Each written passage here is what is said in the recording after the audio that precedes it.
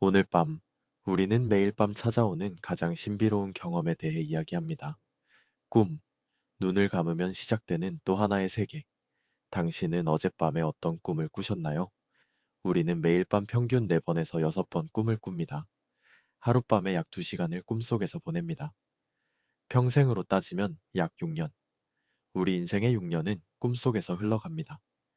그런데 대부분의 꿈은 깨어나는 순간 사라집니다. 5분 안에 꿈의 절반을 잊고 10분이 지나면 90%가 사라진다고 합니다. 마치 모래를 움켜쥐는 것처럼 기억하려 할수록 빠져나갑니다. 꿈은 렘 수면 단계에서 가장 생생하게 나타납니다.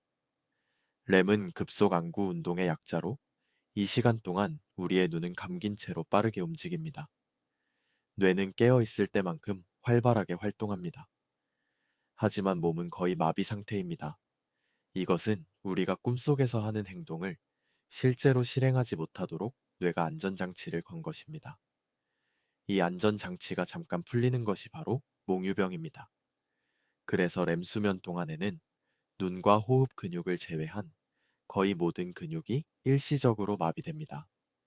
이것을 수면 묵인 장증이라고 합니다. 가끔 잠에서 깨어났는데 몸이 움직이지 않는 경험을 한 적 있나요? 그것이 바로 가위 눌림입니다. 렘 수면의 근육 마비가 의식이 돌아온 후에도 잠시 풀리지 않은 상태입니다. 무섭지만 완전히 정상적인 현상입니다. 인류는 오랫동안 꿈의 의미를 해석하려 했습니다. 고대 이집트인들은 꿈이 신의 메시지라고 믿었습니다. 파피루스의 꿈 해석서를 기록했고 신전에서 잠을 자며 신탁을 구했습니다. 그리스인들은 꿈의 신 모르푸스가 잠든 자에게 환상을 보내준다고 생각했습니다. 아리스토텔레스는 꿈이 낮 동안의 감각 인상이 변형된 것이라고 주장했는데 이것은 놀라울 정도로 현대 과학에 가깝습니다. 성경에서 요셉은 파라오의 꿈을 해석해 총리가 되었고 동양에서는 장자가 나비의 꿈을 꾸고 자신이 나비인지 나비가 자신인지 물었습니다. 호접지몽, 우리가 꿈과 현실을 어떻게 구분할 수 있는가라는 질문은 수천 년이 지난 지금도 답을 찾지 못했습니다. 현대 과학은 꿈에 대해 여러 가지 이론을 제시합니다. 첫 번째는 프로이트의 무의식 이론입니다. 지그문트 프로이트는 1900년에 출판한 꿈의 해석에서 꿈은 억압된 욕망의 표현이라고 주장했습니다. 우리가 의식적으로 억누른 감정과 욕구가 꿈이라는 형태로 나타난다는 것입니다. 프로이트에게 꿈은 무의식으로 가는 왕도였습니다. 그는 꿈에 나타나는 모든 상징의 의미를 부여했습니다. 물은 무의식, 집은 자아, 계단은 성적 상징. 현대 신경과학은 프로이트의 이론 대부분을 부정하지만 꿈이 우리의 감정 상태를 반영한다는 핵심 아이디어는 여전히 유효합니다. 두 번째는 위협 시뮬레이션 이론입니다. 핀란드의 신경과학자 안티 레본수오는 꿈이 일종의 가상훈련이라고 제안했습니다. 우리의 조상들은 매일 포식자와 자연재해의 위협에 노출되었습니다. 꿈속에서 위험한 상황을 미리 경험함으로써 실제 위험에 더 잘 대처할 수 있었다는 것입니다. 실제로 연구에 따르면 사람들이 꾸는 꿈의 상당수는 위협적이거나 불안한 내용입니다. 쫓기는 꿈, 떨어지는 꿈, 시험에 늦는 꿈. 이런 꿈들이 반복되는 이유는 우리의 뇌가 여전히 생존 훈련을 하고 있기 때문일 수 있습니다. 세 번째는 기억 정리 이론입니다.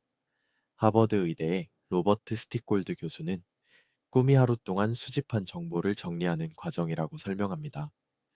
낮에 배운 것들을 장기 기억으로 옮기고 불필요한 정보는 삭제하는 것입니다. 컴퓨터의 디스크 조각 모음과 비슷하다고 할 수 있습니다. 시험 전날 밤에 공부한 내용과 관련된 꿈을 꾸는 것도 뇌가 그 정보를 정리하고 있기 때문일 수 있습니다. 실제로 수면 중 학습 효과에 대한 연구가 많이 있습니다. 새로운 것을 배운 후 충분히 자면 기억 유지율이 크게 높아집니다. 밤새 공부하는 것보다 적당히 공부하고 푹 자는 것이 더 효과적인 이유가 여기에 있습니다.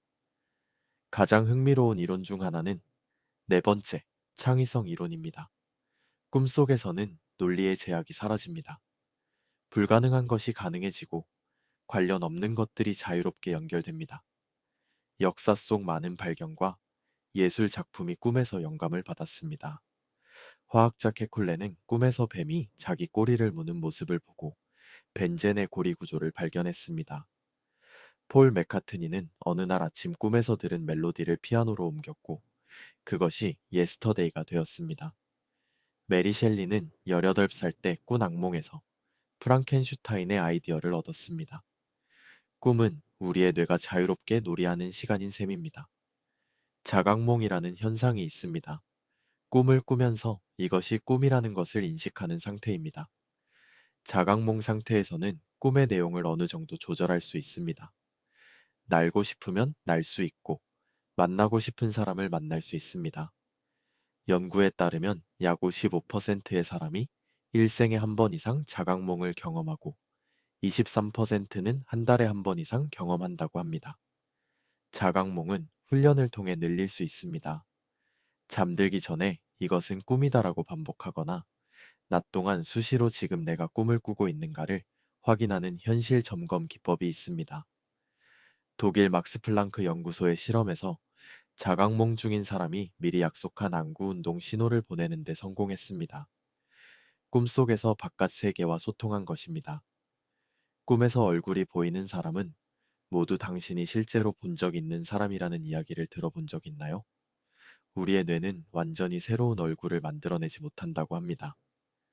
꿈에 나오는 낯선 사람도 사실은 길에서 스쳐 지나간 사람, 텔레비전에서 잠깐 본 사람일 수 있습니다.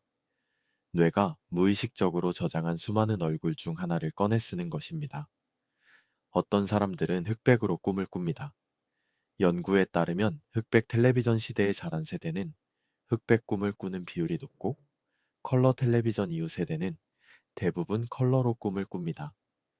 우리가 보는 세상의 형태가 꿈의 형태도 바꾸는 것입니다. 스마트폰 세대는 꿈에서도 스마트폰을 사용한다는 연구도 있습니다. 기술이 바뀌면 꿈의 풍경도 바뀝니다. 시각 장애인도 꿈을 꿉니다. 태어날 때부터 앞이 보이지 않는 사람은 소리, 촉감, 냄새, 맛으로 이루어진 꿈을 꿉니다. 후천적으로 시력을 잃은 사람은 한동안 시각적인 꿈을 꾸다가 점차 다른 감각의 꿈으로 바뀌어갑니다. 꿈은 눈이 아니라 뇌가 만드는 것이기 때문입니다. 동물도 꿈을 꿉니다. 개가 잠을 자면서 발을 움직이고 낑낑거리는 것을 본 적 있을 겁니다. MIT의 연구에 따르면 쥐는 미로를 달리는 꿈을 꿉니다. 낮에 미로를 탐색하는 동안 활성화된 뉴런의 패턴이 렘 수면 중에 거의 동일하게 재생되었습니다. 쥐는 잠을 자면서 미로를 복습하고 있었던 것입니다. 문어는 잠을 자면서 몸 색깔이 바뀝니다. 연구자들은 문어가 사냥하는 꿈을 꾸고 있을 가능성이 높다고 말합니다. 꿈은 인간만의 특권이 아닙니다. 악몽에 대해서도 이야기해 봅시다. 악몽은 단순히 무서운 꿈이 아닙니다. 악몽은 우리의 뇌가 해결하지 못한 감정을 처리하려는 시도일 수 있습니다. 트라우마를 경험한 사람들이 반복적으로 악몽을 꾸는 이유는 뇌가 그 경험을 소화하려고 계속 시도하기 때문입니다. 최근에는 이미지 리허설 치료라는 기법이 있습니다. 깨어 있는 동안 악몽의 결말을 긍정적으로 바꿔서 반복 상상하면 실제 악몽의 빈도와 강도가 줄어든다고 합니다. 꿈을 바꾸는 것이 현실의 고통을 줄일 수 있다는 것입니다. 반복되는 꿈도 흥미롭습니다. 많은 사람들이 비슷한 꿈을 반복적으로 꿉니다. 이가 빠지는 꿈, 하늘을 나는 꿈, 벌거벗고 있는 꿈, 시험을 보는데 아무것도 모르는 꿈. 문화와 국적을 초월해서 인류가 공유하는 보편적인 꿈의 주제들이 있습니다. 칼 융은 이것을 집단 무의식의 원형이라고 불렀습니다. 수만 년 동안 인류가 공유해온 심리적 유산이 꿈이라는 형태로 나타난다는 것입니다. 오늘 밤 당신은 또 꿈을 꿀 것입니다. 아마 내일 아침이면 기억하지 못하겠지만 그 안에서 당신의 뇌는 오늘 하루를 정리하고 내일을 준비하고 어쩌면 작은 창의적 영감을 만들어내고 있을 것입니다. 꿈은 잠의 부산물이 아닙니다. 그것은 우리의 뇌가 매일 밤 만들어내는 작은 영화입니다. 감독도 배우도 관객도 모두 당신입니다. 편안한 밤, 좋은 꿈 꾸세요.